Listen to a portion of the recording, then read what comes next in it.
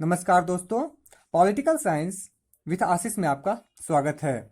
आज के टॉपिक में हम ये समझेंगे कि एक महान राजनीतिक चिंतक जो चीन के हैं, कन्फ्यूशियस, उनके क्या विचार थे। सबसे पहले हम उनके परिचय के बारे में देखेंगे। इसके बाद उनके क्या राजनीतिक विचार थे, कन्फ्यूशियस के द्वारा दिया गया राजनीतिक विचार क्या है उसको समझेंगे। उनके द्वारा बताए गए मानव स्वभाव को समझेंगे। उसके बाद उनके द्वारा बताए गए सामाजिक विचार मतलब समाज के प्रति क्या विचार था उसको समझेंगे। इसके बाद उनके द्वारा बताए गए शासन प्रणाली में राजा के गुण क्या थे उसको समझेंगे। एवं उसके बाद उनके सबसे महत्वपूर्ण मोस्ट इम्पॉर्टेंट जिसके आसपास उनके पूरे विचार घूमते हैं वो नैतिक चिंतन के बारे में समझेंगे। और इसके बाद लास्ट में उनके द्वारा बताए गए किताबों के नाम देखेंगे। तो उम्मीद है आपको ये सारी बातें बहुत अच्छे से समझ में आएगी। आप पूरे वीडियो ध्यान से देखें। चलिए शुरू करते हैं दोस्तों। तो कन्फ्यूशियस के बारे में अगर उनका सामान्य परिचय देखा जाए तो जिस तरह से बोल सकते हैं, पॉलिटिकल साइंस में हम लोग भारत के राजनीतिक गुरु के तरह हम लोगों ने कौटिल्य के बारे में पढ़ा, चाणक्य के बारे में पढ़ा। उसी प्रकार अगर चीन के सबसे महान चिंतक के बारे में बात करें तो चीन के शिक्षक, चीन के गुरु, चीन के दार्शनिक के तौर पे हम लोग कन्फ्यूशियस को देखते हैं। कन्फ्यूशियस जो है उनका जन्म 581 बीसी में हुआ था। मतलब 581 ईसा मसीह के जन्म से 581 ईस्वी पूर्व हुआ था। एवं इनकी मृत्यु 479 बीसी मतलब कि 479 बीसी में बिफोर क्राइस्ट में हुआ था। सबसे बड़ी बात, कन्फ्यूशियस का अगर पूरा नाम पूछा जाए तो कन्फ्यूशियस का पूरा नाम है वो है कॉन्ग क्यू कन्फ्यूशियस। क्या है? Kong Q Confucius. और इनका जन्म जो है वो चीन में हुआ था। अब हम लोग इसके बाद उनके द्वारा बताए गए राजनीतिक विचार को देखते हैं दोस्तों। तो कन्फ्यूशियस के द्वारा बताए गए अगर राजनीतिक विचार के बारे में बात करें तो कन्फ्यूशियस ने अपने विचार में लोकतंत्र के प्रति अविश्वास जताया था। कहने का मतलब यह है कि उन्होंने लोकतांत्रिक प्रणाली में विश्वास नहीं किया था। इसके पीछे सबसे महत्वपूर्ण कारण यह है, उन्होंने ये विचार दिया कि चूंकि हमारे समाज में जो सामाजिक संरचना है एवं समाज में सभी लोगों के पास इतनी प्राप्त क्षमता नहीं है ताकि वे अपने प्रतिनिधि को चुन सकें। जैसे अगर हम लोग देखते हैं अभी बिहार में इलेक्शन चल रहा है, लेकिन होता एक्चुअली क्या है? क्या एक्चुअली हमारे जनता अपने शासक को चुनने में परिपूर्ण है? क्योंकि अक्सर ऐसा देखा जाता है कि जो नेता लोग होते हैं वो 100-50 देकर, एक बोतल दारू देकर अपने वोटों को खरीद लेते हैं। तो ठीक उसी मत पे कन्फ्यूशियस ने कहा, चूंकि हमारे समाज के सभी लोग एक समान नहीं हैं, सभी के पास इतनी क्षमता, इतनी जागरूकता एवं उतना उच्च ज्ञान नहीं है कि वे अपने प्रतिनिधि को खुद से चुनाव कर सके, अतः हम लोकतांत्रिक मार्ग को नहीं अपना सकते हैं। तो आखिर उन्होंने शासन प्रणाली में किसकी बात कही? तो उन्होंने अपने चीन में पूर्ण राजतंत्र की स्थापना की बात कही। मतलब उन्होंने कहा कि हमारे राज्य में, चीन में जो सबसे अच्छी शासन प्रणाली होगी वो राजतंत्र की प्रणाली होगी। इसके लिए उन्होंने शक्तिशाली राजा की बात कही। अब यहाँ पर शक्तिशाली राजा का कहने का तात्पर्य कतई ये नहीं है कि वे निरंकुश राजा की स्थापना करना चाहते थे, क्योंकि उन्होंने राजा के पैर जो है कई नैतिकता के साथ उन्होंने राजा के ऊपर कई नियंत्रण लगा दिए थे। अब है कि उनके द्वारा बताया गया शिक्षा के प्रति क्या विचार था।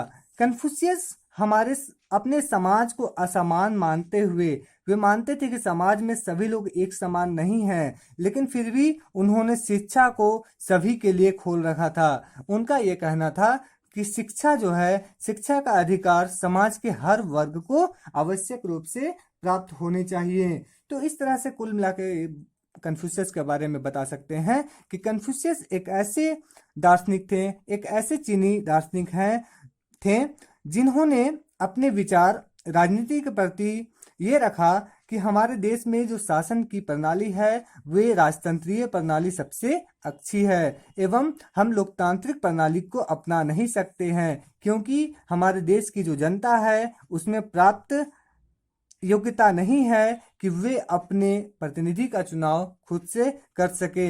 इसके लिए उन्होंने शक्तिशाली राजा का विचार दिया, किंतु शक्तिशाली राजा के साथ उन्होंने निरंकुशता को कभी बढ़ावा नहीं दिया। उन्होंने राजा के ऊपर कई आवश्यक नियंत्रण लगाए। अब हम लोग इसके बाद कन्फ्यूशियस के द्वारा बताए गए मानव स्वभाव पर देखते हैं कि आखिर उन्होंने मानव स्वभाव के प्रति क्या बताया। दोस्तों, तो कन्फ्यूशियस के द्वारा बताए गए मानव स्वभाव के संबंध में यह है, कन्फ्यूशियस ने मानव को एक अच्छा माना। उन्होंने मानव को एक सामाजिक प्राणी माना, मतलब उन्होंने समाज को आवश्यकता प्रदान की। उन्होंने समाज की आवश्यकता व्यक्ति की भलाई में की। उन्होंने मानव स्वभाव का अच्छा तो बताया, लेकिन उन्होंने कहा कि मानव जो है वो अपने आप में अपूर्ण है, वो अपने आप में कंप्लीट नहीं है। जो ह्यूमन है, वो जन्म जब होता है, वो जब समाज के बीच में रहना शुरू करता है, तब वो अपूर्ण होता है, मतलब वो इनकम्प्लीट होता है।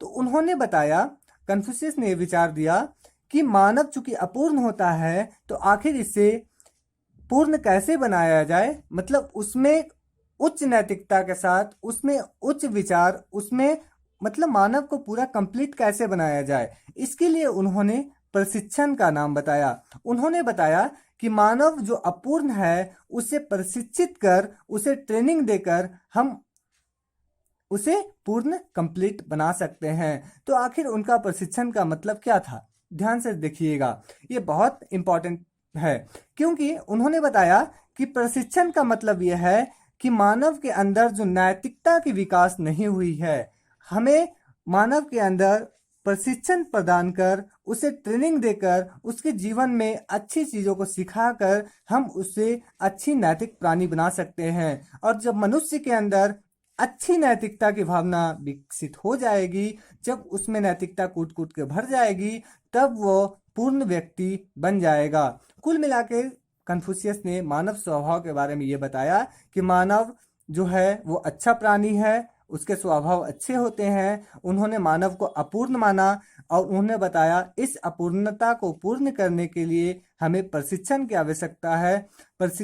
हमें अपूर्ण मानव में प्रशिक्षण देकर हम उसमें नैतिकता की भावना का विकास कर सकते हैं। अब इसके बाद कन्फ्यूशियस के द्वारा बताए गए सामाजिक विचार पर देखते हैं कि उन्होंने समाज के प्रति अपना क्या विचार दिया।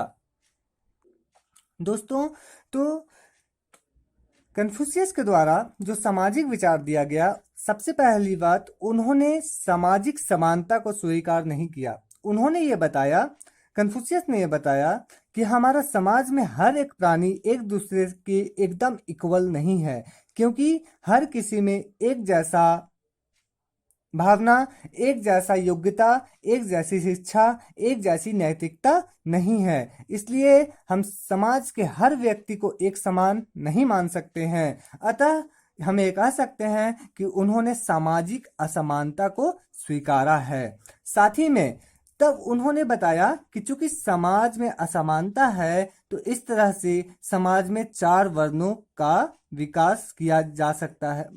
मतलब हमारे समाज में 4 वर्ण होते हैं। हम अगर भारत के संदर्भ में देखें तो भारत में भी 4 वर्ण होते हैं। जैसे हम लोग देख सकते हैं ब्राह्मण, क्षत्रिय, वैश्य और शूद्र।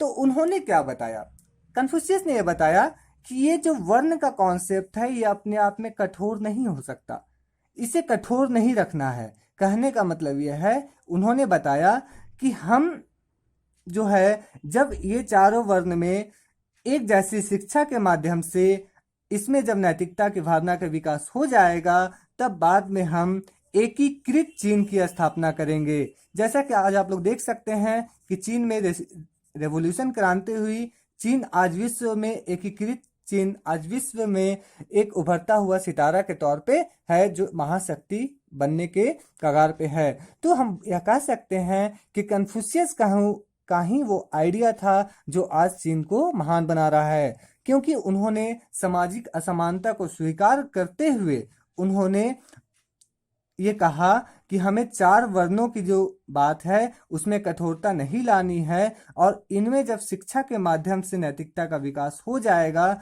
तो इसके माध्यम से हम एकीकृत चीन, एक मजबूत चीन की स्थापना कर सकेंगे।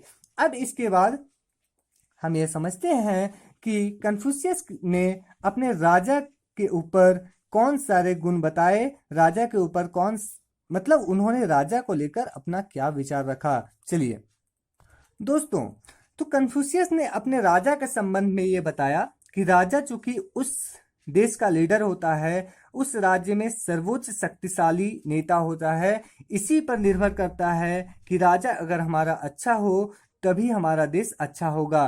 तो इसके लिए उन्होंने बताया, कन्फ्यूशियस ने बताया कि राजा को जो है वो सत्य वक्ता होना चाहिए, क्योंकि अगर राजा सत्य बोलता है, राजा अगर हमेशा सच बोलता है, तभी इस देश की प्रजा को इस राजा के ऊपर विश्वास रहेगा। और किसी भी देश को बने रहने के लिए, राजा और प्रजा के बीच में संबंध को बने रहने के लिए आपसी विश्वास आवश्यक है।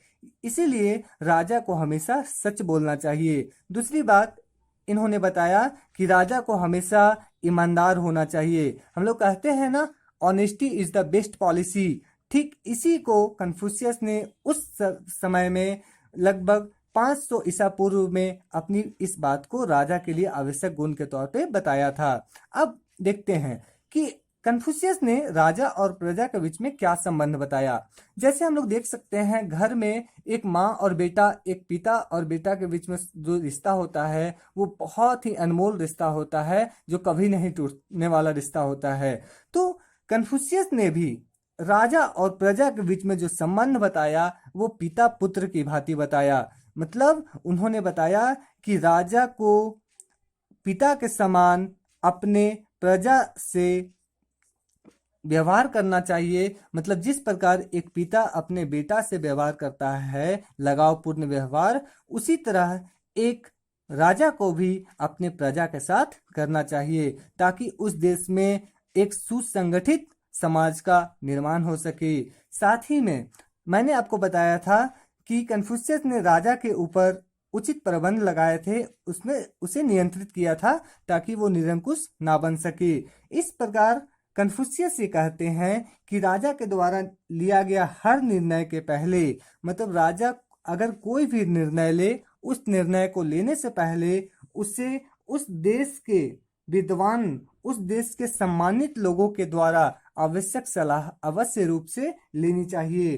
तो इस प्रकार हम कह सकते हैं कि कन्फ्यूशियस को द्वारा बताए गए जो राजा के गुण थे, उसमें महत्वपूर्ण यह है कि उन्होंने राजा को बताया कि राजा जो है वो सत्य वक्ता होना चाहिए, हमेशा सच बोलना चाहिए, राजा ईमानदार होना चाहिए, राजा को अपने प्रजा से पुत्र की भांति व्यवहार करना चाहिए, राजा जो है वो जो भी निर्णय लेना वो हमेशा उस देश की, उस राज्य के सम्मानित लोगों के परामर्श से ले। अब हम लोग आगे देखते हैं कि राजा की कन्फ्यूशियस ने अपने देश में जो नैतिकता का विचार है, तो आखिर कन्फ्यूशियस के द्वारा नैतिकता का विचार क्या रखा गया, ये बहुत ही इंपॉर्टेंट है। चलिए देखते हैं दोस्तों। तो कन्फ्यूशियस ने जो अपने नैतिकता के प्रति जो विचार दिया वो सबसे महत्वपूर्ण था, क्योंकि उन्होंने ये बताया कि पूरे देश की, पूरे राज्य की जो सबसे मूल विचार है वो है नैतिकता। मतलब अपने देश की जनता में अगर नैतिकता आप कूट कूट के भर दो, तभी वो देश अपने आप में पूर्ण बन सकती है। इसके साथ साथ उन्होंने अपने देश में सभी के लिए एक समान शिक्षा की व्यवस्था की। इसके साथ ही साथ उन्होंने ये बताया कि उस देश की जो भी कानून बनेगी, मतलब राजा के द्वारा जो भी कानून बनाया जाएगा, वो कभी भी उस देश की परंपरा और नैतिकता के परे नहीं होगी। मतलब राजा के द्वारा बनाए गए कानून वो सभी के हित में होगी एवं किसी की परंपरा पर ठेस नहीं पहुंचाएगी। उन्होंने कहा कि अगर किसी देश में नैतिकता का अभाव होता है, परंपरा मतलब वहां पे जो कानून बनाई गई वो नैतिकता के परे है, तो उससे देश में अराजकता की भावना उत्पन्न हो जाएगी, लोगों में आपसी विद्रोह छिड़ जाएगा। तो इस तरह से कह सकते हैं कि कन्फ्यूशियस के द्वारा बताया गया जो सबसे महत्वपूर्ण विषय है वो उनका नैतिकता का चिंतन है। उन्होंने बताया कि देश की जनता में नैतिकता का विकास करना ही राजा का अपना कर्तव्य है। साथ ही में उन्होंने सभी लोगों के लिए एक समान शिक्षा की व्यवस्था की। उन्होंने बताया कि देश में जो कानून बने वो कभी भी नैतिकता के परे ना हो, वो कभी भी परंपरा के परे ना हो। अगर ऐसा समय आता है जब देश की कानून नैतिकता के परे हो, नैतिकता के बाहर हो, तब उस देश में अराजकता की भावना उत्पन्न हो सकती है। अब तक हमने कन्फ्यूशियस के परिचय देख लिया, उनके द्वारा बताए गए राजनीतिक विचार को देखा, मानव स्वभाव को देखा, सामाजिक विचार को देखा, राजा के गुण को देखा, नैतिक चिंतन को देखा। अब लास्ट में उनके द्वारा लिखी गई कुछ महत्वपूर्ण पुस्तकों को देखते हैं जो एग्जाम पर्पज से बहुत इंपॉर्टेंट है। दोस्तों, तो कन्फ्यूशियस के द्वारा लिखी गई कुछ महत्वपूर्ण पुस्तकें हैं जिसमें सबसे महत्वपूर्ण है कन्फ्यूशियस सेज। पहला है कन्फ्यूशियस सेज, दूसरा है बुक्स ऑफ राइट्स, RITES है, ठीक है, बुक्स ऑफ राइट्स। तीसरा है बुक्स ऑफ डॉक्यूमेंट्स, लास्ट में एस है, बुक्स ऑफ डॉक्यूमेंट्स। जो चौथा है वो है क्लासिक्स ऑफ पोएट्री। तो कुल मिलाकर कन्फ्यूशियस के द्वारा जो महत्वपूर्ण विचार था, जो सबसे इंपॉर्टेंट है एग्जाम पर्पस ऑफ व्यू से, उसको हमने बताया। उम्मीद है आपको ये सारी बातें काफ़ी अच्छे से समझ में आई होगी। तब तक के लिए जय हिंद, मिलते हैं नेक्स्ट वीडियो में।